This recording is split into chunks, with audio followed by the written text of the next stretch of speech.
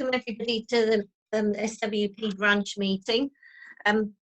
So if you're not used to Zoom or you're not used to our meetings, just wanted to say that if you want to say anything, there is a participants sort of thing at the bottom, probably at the bottom, might be on the top of your screen. And if you click on that, then you can put your hand up remotely, and then I'll catch that and then ask you to, you know, when you're ready to speak. So thank you, Rhys, for coming. Rhys is going to speak for 15 minutes about race, resistance and revolution, and then we'll have a discussion after that. So we're not really having, you know, our usual routine of finishing at a particular time, because things are a bit different now and people might have a little bit more to say. But if you do, after the 15 minutes in the discussion, just don't take any longer than 3 minutes to say what you want to say, because then everyone will get a chance to speak. It's more democratic. So thank you, Rhys. Would you like to carry on now? Yeah, thanks, everyone. So obviously the uprising that's happened in response to the murder of George Floyd by white police has been absolutely incredible. And I think the main thing that stands out for me is the raw anger that's been on display on the streets. I mean, we've all seen the examples, and not just in the United States, but in many other countries as well, including in the UK. We've had 2 absolutely huge demos in central London called at very short notice. Obviously in Bristol, the Coulson statue was been pulled down and thrown in the water. And maybe even, you know, more impressive than those kind of big set pieces has been the huge turnouts at protests and demos in events at smaller towns and cities across the UK. There's been thousands of people turn out in Manchester. I think there was looked like, you know, at least, you know, a couple of thousand people turning out, which, you know, very short notice, which I thought was absolutely incredible. So what kind of sparked this was the video emerging of George Floyd being murdered by 4 white cops. And I didn't really, until I was preparing for this meeting, I couldn't really bring myself to watch the video, because I had an idea of what it was going to be like. And, you know, it's like that, but worse, really. And the thing that stands out to me about the video is the casual brutality of it, really. You know, this is a bunch of police murdering another human being in broad daylight in the street, like it's absolutely nothing, like it's no big deal. I think, you know, it would have been horrific enough if some racist cop lost his rag and accidentally went a bit too far and killed someone. That would have been unforgivable enough. This is even worse. This is particularly Derek Chauvin, the one who has his knee on George Floyd's neck. He's in control. They're all in control. They're all calm. They're all collected. And it's the actions of people who knew that they were going to get away with what they were doing, that they wouldn't face any consequences at all for what they were doing. And initially, the only thing that happened to them was that they lost their jobs. Then one of them, the main cop, Derek Chauvin, was charged with a kind of a 3rd-degree murder charge. And initially, the other police involved, 2 of whom were also involved in crushing George Floyd's body, were not no charges were brought against them either. It was only the continuing ferocity of the movement on the streets that meant that Chauvin's charge was upgraded to second-degree murder, and the rest of the cops were charged with aiding and abetting murder. And I don't want to spend too long on kind of going through everything that's happened, because I'm sure that people are well aware of the things that happened. But just to briefly give it a scale of what's happened in Minneapolis at the start of the rebellion, for 2 nights in a row, the police precinct where the cops were based was overrun by demonstrators and set on fire for 2 nights in a row.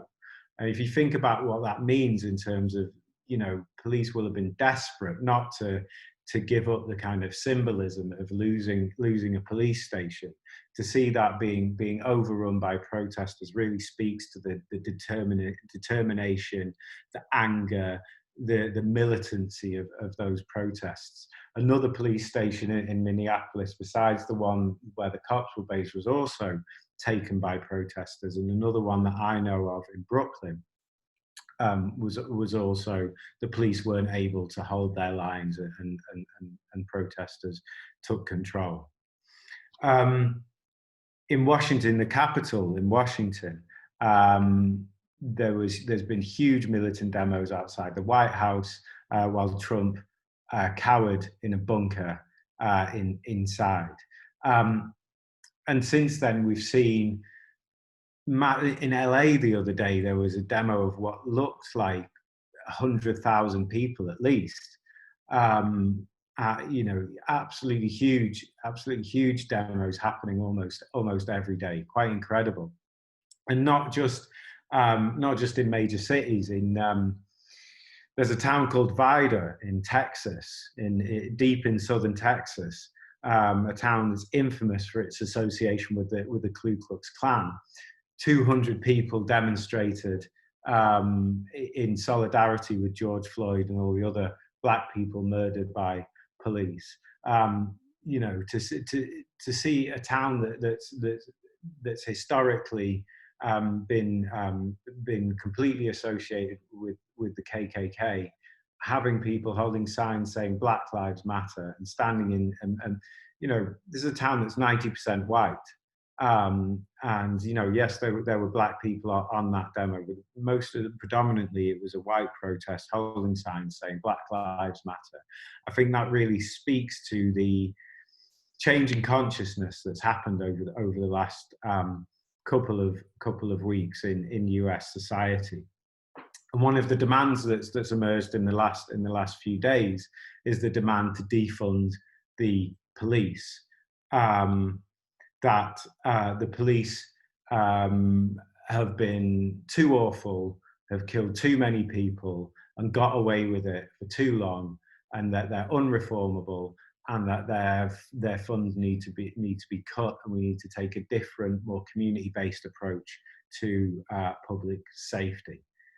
The mayor of Minneapolis was booed off a demonstration because he wouldn't commit to fully abolishing the police. A majority of the council members in Minneapolis have now vowed to dismantle the police and replace it with a more community-based approach.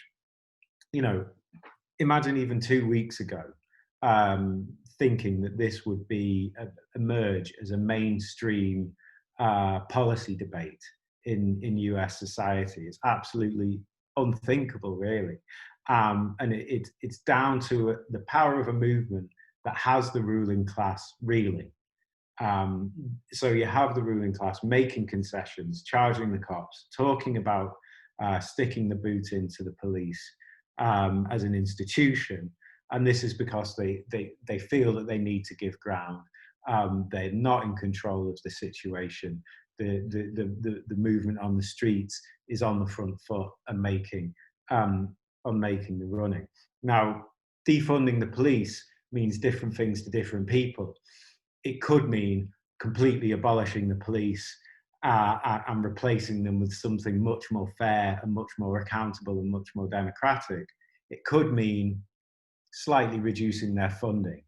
and instead giving a bit more funding to charity organisations. How radical that becomes, what kind of radical steps are taken, depends on whether the movement remains radical enough and remains powerful enough to hold those politicians and those people in charge of the state to account. This isn't a movement that hasn't just been in street demonstrations. Again, in Minneapolis, organized labor has played a big role in the movement. Bus drivers refused to transport police or to transport arrested demonstrators. A petition launched by a single bus driver just on his lunch break ended up being signed by hundreds of his co-workers and over 400 other public sector workers like teachers, nurses. Part of that petition reads, "We are willing to do what we can to ensure our labour is not used to help the Minneapolis Police Department shut down calls for justice." I just want to read a bit of a longer statement by a transit workers union branch in Minneapolis. It says, "This system has failed all of us in the working class, from the coronavirus to the economic crisis we're facing. But this system has failed people of colour and Black Americans and Black youth more than anyone else. More than ever, we need a new civil rights movement. A civil rights movement that is joined with the labour movement and independent of the corporate establishment's political parties. So all workers from every religion, race and sexual identity can struggle together for a future, for a better future, and our collective liberation as working people. For economic justice, racial justice, and the end to all oppression and hate in all its forms." So there's been a lot of parallels drawn with the civil rights movement, particularly the riots and rebellion that happened in 1968 in American cities and the Nixon election.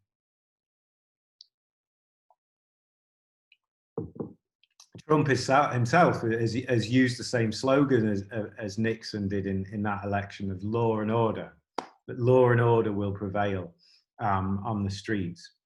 He also said that protesters would be faced with vicious dogs, which was a reference to civil rights protesters in Birmingham, Alabama in 1963 being set upon by police dogs.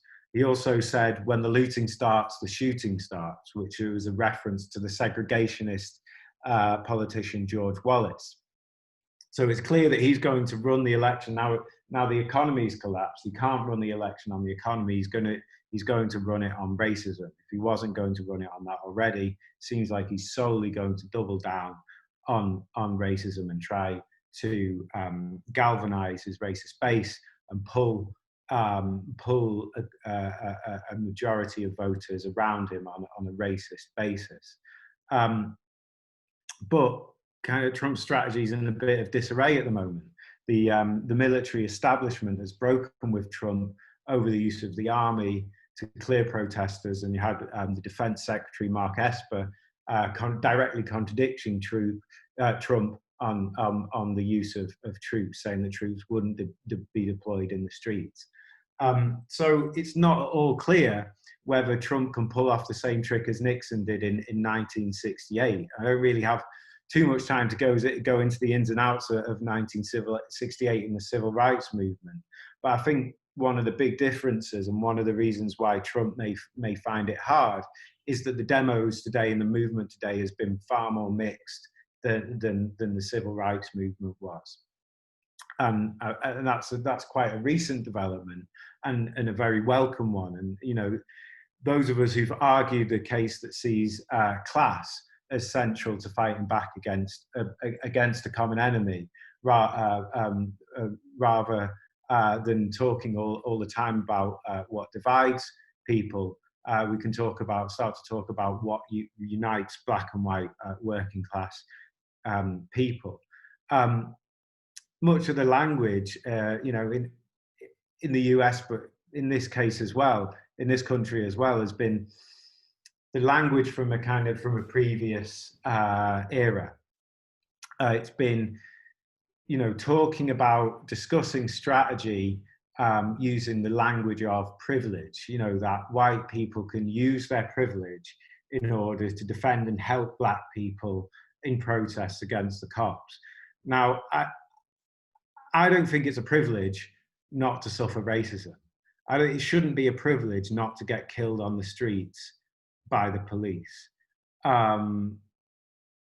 And you know, white people don't. I don't think you know. It kind of sets up the idea that white people gain something, a privileged by racism, and I think that's wrong. I think that's not the right way to approach it. So I think the language might be wrong, but when you know, when people are talking about white people using their privilege to help black people on the streets, what you're getting is the ideas from a previous era grappling with the context of black and white unity in action. It's the first time, I think, since the election of Trump that the debate around race and racism has shifted on the left, and that's really, it's hard to overstate how welcome that development is, and it means a stronger focus on class politics, which is coming in the context of a rising level of workplace militancy inside of the United States. Even before the coronavirus, there's been a growing level of strikes in America. The rebellion that's happening now is on a different level, a different scale to the Black Lives Matter protests that we saw under Obama. I don't really have time to go into that question of the history of the Black Lives Matter movement too much, but you know, maybe people would want to come back on that in the discussion. But I think that why it's so mixed, why it's so militant, why it's exploded in the way it has is because of the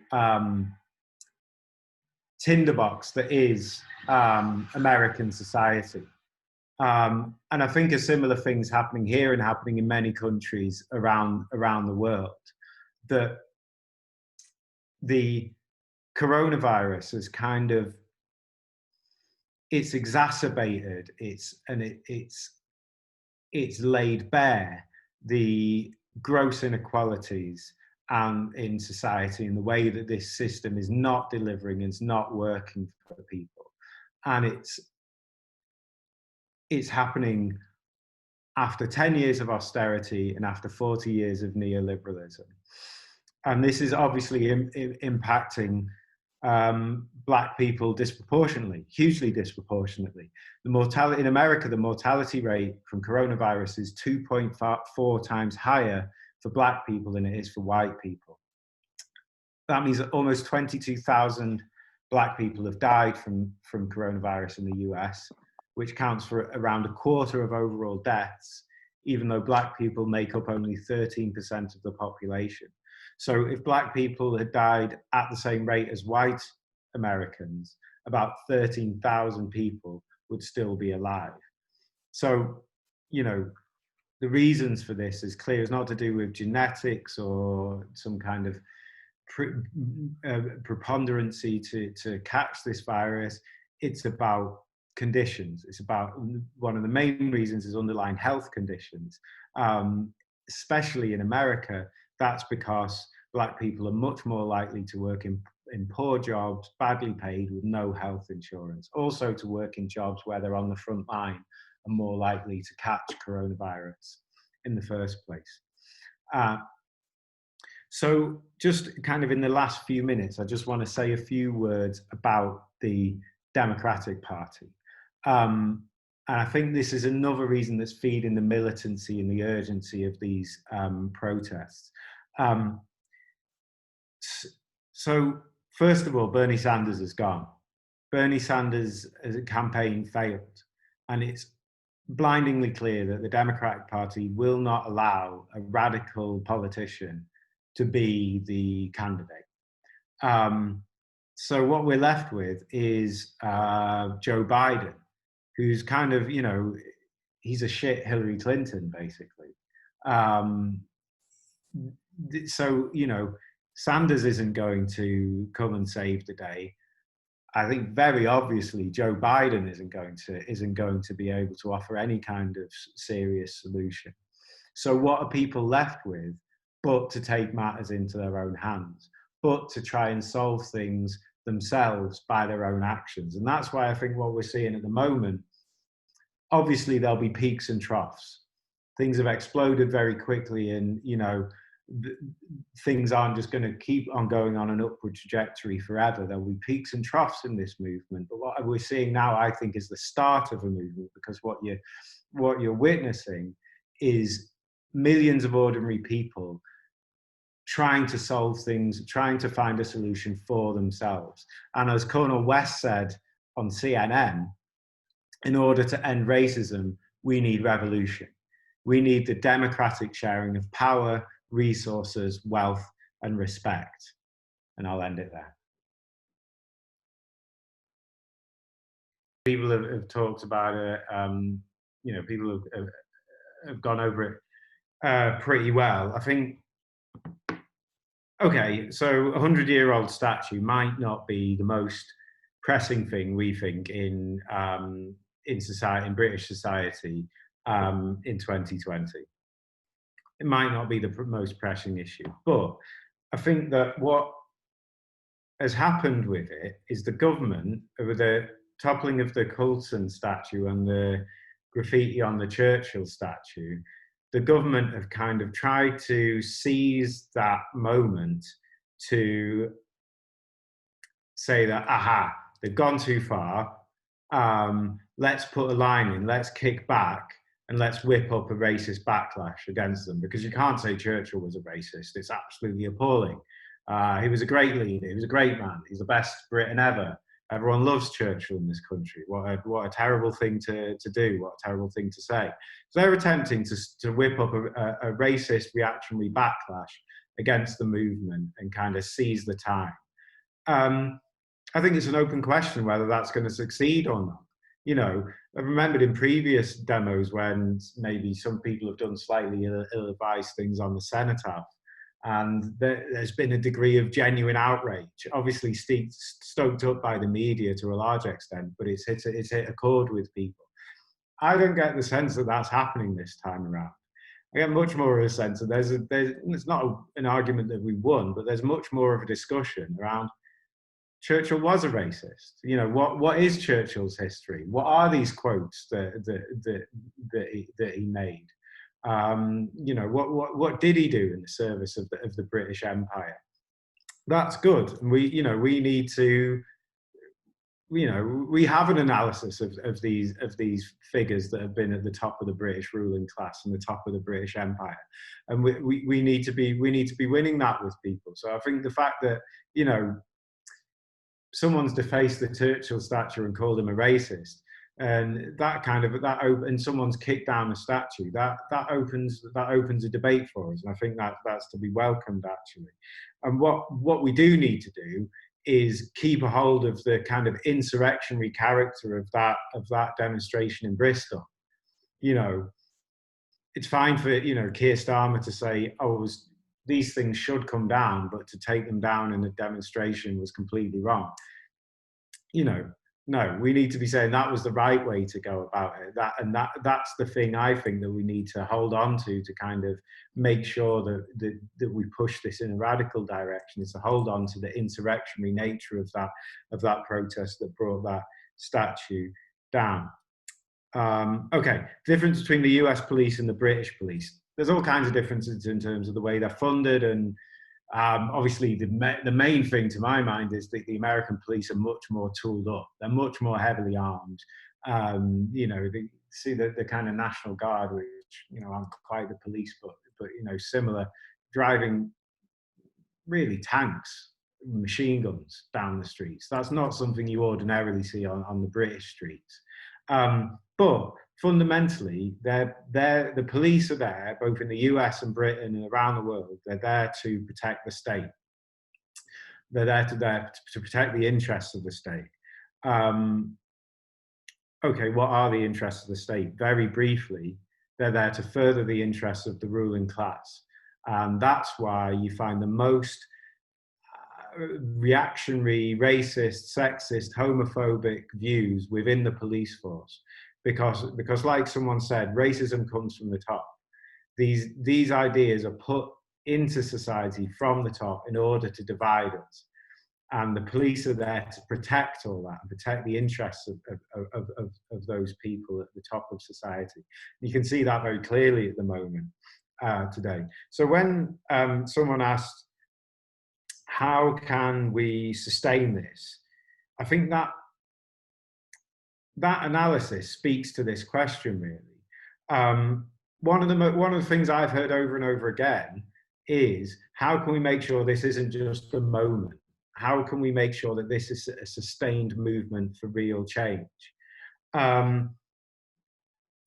Okay, what that means for us is we have to build Stand Up to Racism, capitalize on the moment that we have now, when we've got huge, much wider range of people, a much wider audience, and much more people willing to do stuff and get involved in anti-racist activism. We need to capitalize that, pull them into activity, pull them into an organized group that can fight back against racism in an organized way, and we do that through Stand Up to Racism. In a broader sense, what we need in order to sustain this is to push forward with the militancy, specifically workplace militancy, trade union militancy, and strikes. And it's very welcome, like someone mentioned, that the NEU have dealt the government a sucker punch with the back to school, with the fight against back to school. So, you know, I think that's what we need to do to try and sustain that. And I'll just briefly touch on the language of privilege theory and identity politics. Clearly don't have enough time to go through the whole arguments about identity politics now, but what I want to just emphasize is the language of privilege and using our privilege and all that. But whereas kind of, I would say, up to in the last kind of 5 years, that language has been used to put a wedge in between people who are potentially allies, in terms of talking about what's your privilege, what sets you apart from each other, what makes you less likely to be picked on. Now people are saying we can use our privilege to protect people.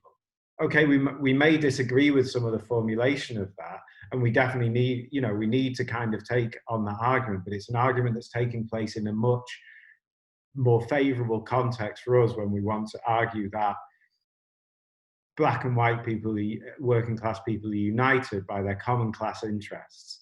And the thing about when we talk about class is it's not always the most important thing on someone's mind. It's not always the most important thing to you.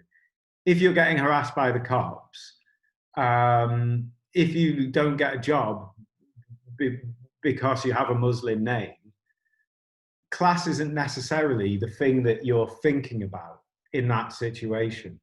It's not always the most important thing for people, but it is the key that can unlock the situation and push the situation forwards for us in order to win real victories. Our collective action is the thing that, like I think someone described it as kryptonite, the thing that they cannot fight against, the thing that if we're stronger, if we're unified enough, and if there's enough of us fighting together as a class, then we can win, and we can push them back. And that's the thing that we need to fight on now.